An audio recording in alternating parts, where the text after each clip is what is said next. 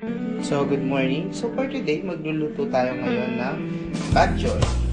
So, ito mga ingredients natin. We have the miswa, damo ng sili, dugo, pork,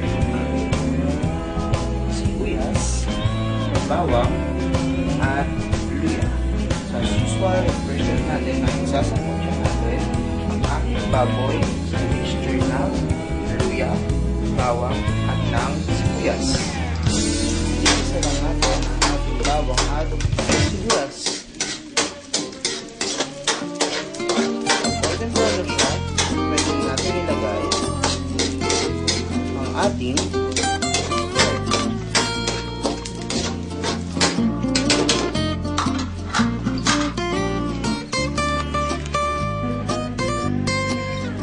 ngayon, golden brown na siya, pwede natin ilagay ngayon ng ating pork at atay, syempre.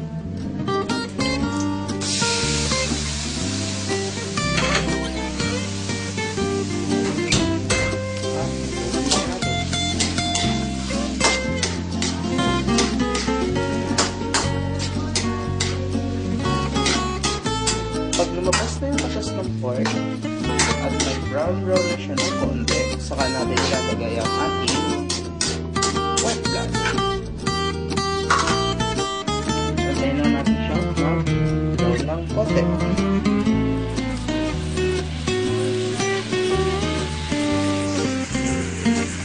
Ayan, nakikita na natin medyo nagpa-brown na yung pork, saka pwede natin ilagay ngayon ang ating blood or dugo. Ouch! Bloody! Saka natin ngayon, halutin siya. Pag naluto na ng konti ng dugo, saka natin ngayon lalagyan ng konti lang na tubig. Bloody! Magugo ang ating niluluto ngayon.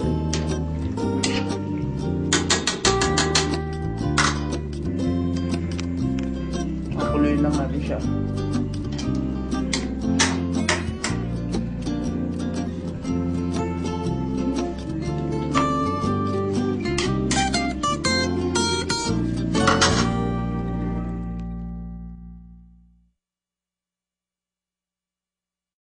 Nagsisimula na siya kumulo, so lalagyan natin ngayon siya ng tubig.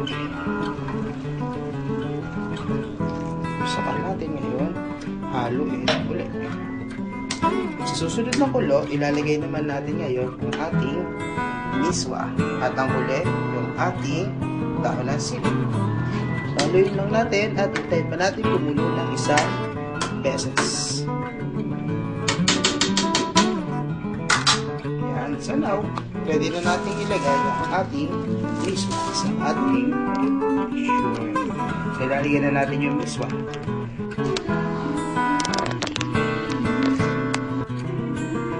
Ito na, ilagay na natin sa ating miswa.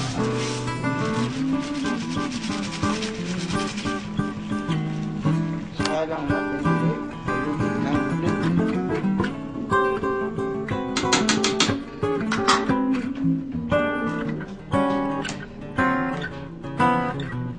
Lagyan lang natin ng asin para lumasa siya at para may nais yung lasa ng ingredients.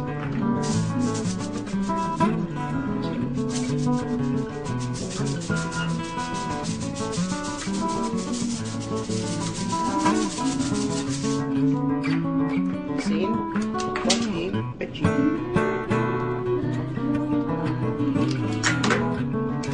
Leche na yung mabuti sa katawan.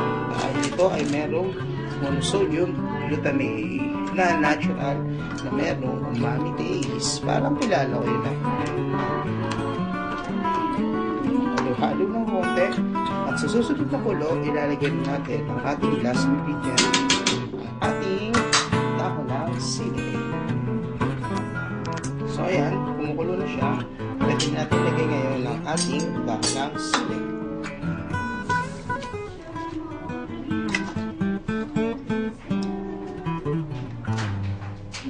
At haluin natin. So, dito na ang huling kulo. Susunod na kulo ay luto na siya. So, add na ngayon ng ating bok choy.